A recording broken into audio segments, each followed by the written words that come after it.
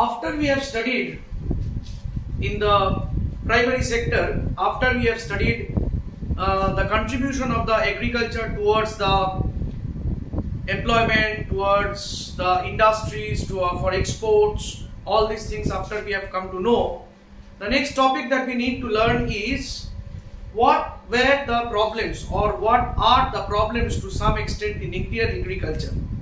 Why from different aspects the Indian agriculture is facing certain problems. Okay. Now number one, if you see, limited use of technology. Now Indian agriculture from the past, not to the very recent years, things are developing to some extent, but from the past it has been seen that the Indian agricultural operators, like the agricultural producers or farmers as we say, and the total system of Indian agriculture was using primitive technology, not advanced technology. Primitive technology in the sense that hand plowing, sowing of seeds by manual things, irrigation also by manual forces and all, not use of proper technological equipments like technologically advanced equipments like pumps and all, power tillers and all, they were not used. And that's why what happened, that due to the use of the primitive technology, there was a less production, the productivity was less. The productivity was less, and as a result, the Indian agriculture was not so advanced, the production was not so high, and the problem faced due to lack of productivity, the volume of production was not that large, and so India was not self-sufficient. But as with the onset of time, we have seen, we have studied about, we have heard about, we have learnt about Green Revolution coming in the 1990s. Use of technology, use of chemical fertilizers, use of power tillers, what we call the new agricultural strategy as we talked about, that gradually brought in the development of the Indian agriculture. So the problem was the not use of advanced technology or limited use of advanced technology which were there earlier, and the use of primitive technologies kept the Indian agricultural system or the Indian agricultural output to some extent backward on the back foot. Okay, so that was one of the problems that Indian agriculture system or Indian agriculture faced, the primary sector faced. Next is fragmentation of land holdings. Now you know, in Indian agricultural system, there was, you have learned in other subject also like history and all, that there was the existence of zamindari system, and the land holdings, the tenants, that means these small farmers, were having their own lands, but they were fragmented, small pieces of land. Now if you have small pieces of land, small piece, not I am not telling about like a room or something, no, but it's not enough for a voluminous production or a certain amount of production because when you sow seeds, when you a larger area of land gives some advantages. Okay, so they used to have small volumes of land which we call fragmented land holdings, and even a farmer may be having 2-3 areas of land, but they were some portion here, some portion there, some portion not consolidated. They were not in one place, which could have been a bigger volume.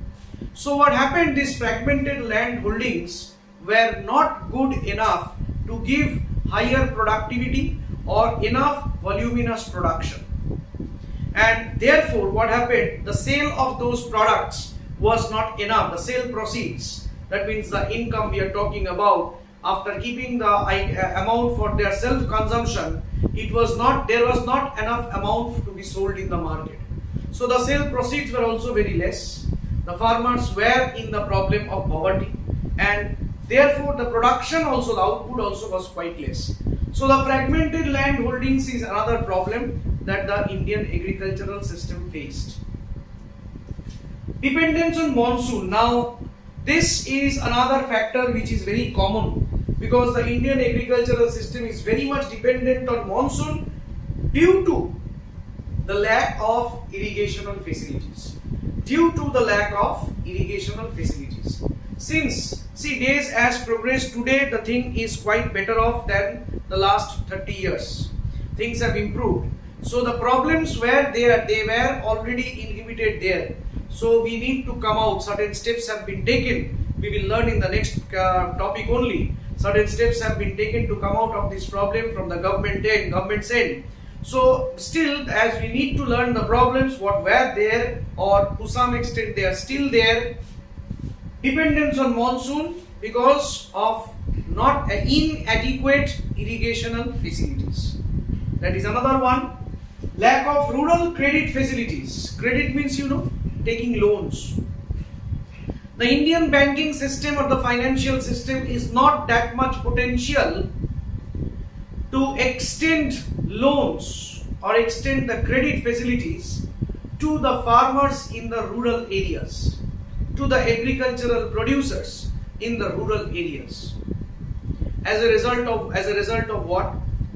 Farmers who are in need of credit, who are in need of loans, they borrow from private money lenders.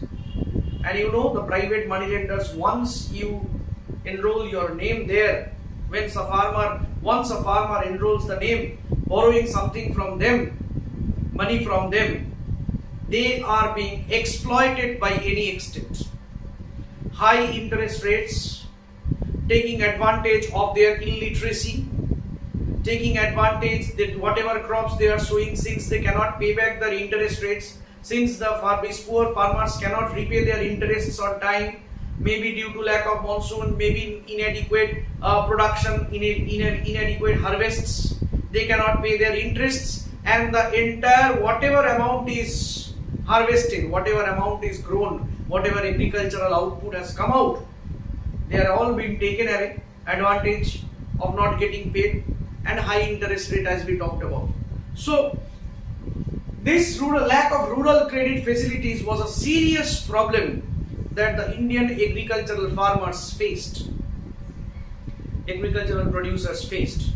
Okay, they depended very much on they were also even socially exploited. Okay, so these Indian farmers became dependent on the private money lenders. Had there been enough credit facilities, means, and whenever we are talking about credit facilities, means we are talking about institutional credit. Institutional credit may be from the bank directly or from different government means. Government now is giving different options, giving different various facilities and opportunities to the agricultural producers. Now things are coming up gradually, but which were not there in the early days, and these farmers faced serious problems, and the Indian agriculture was facing serious problem due to the lack of rural credit facilities or institutional credit. We can also talk about, you can also mention here the lack of institutional credit.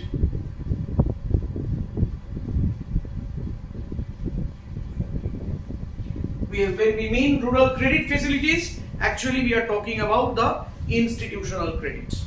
Okay, that where the interest rate is low, where different facilities, long term, the amount of loan to be given, they are not exploited. When government is giving the loan to the farmers, when the banks are giving the loan to the farmers are not exploited.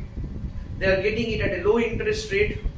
They are getting enough opportunities to repay them for a long duration of time. So this lack of these institutional credit facilities was not there. So this was a problem for the Indian agricultural producers. Inadequate storage facilities. Inadequate storage facilities. Now, storage means, we all know what do we mean by storage. Storage means actually where the produced items are kept, stored, are being saved for future use. Okay.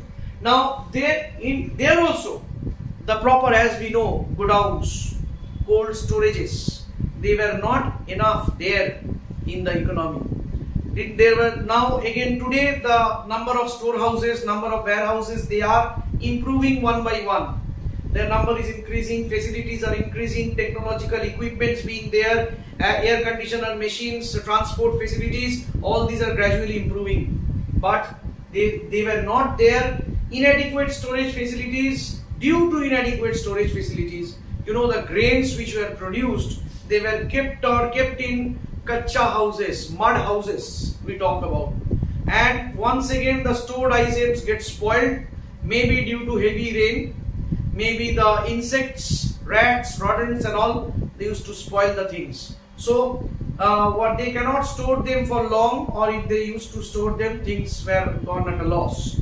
So as they cannot store them for long, they used to sell them at minimum prices. The farmers did not get the fair price because they cannot keep it stored for a long time. They have to sell it more and more, and even at a lesser price they used to sell it. So they did not get the fair price also. So this was a serious problem also from the agricultural point of view.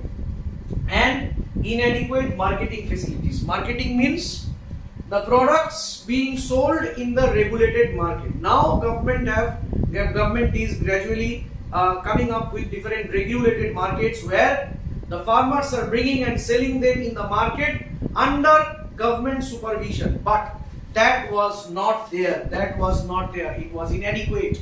And that's why again those money lenders, the landlords who were there from the tenants, from the small farmers, they used to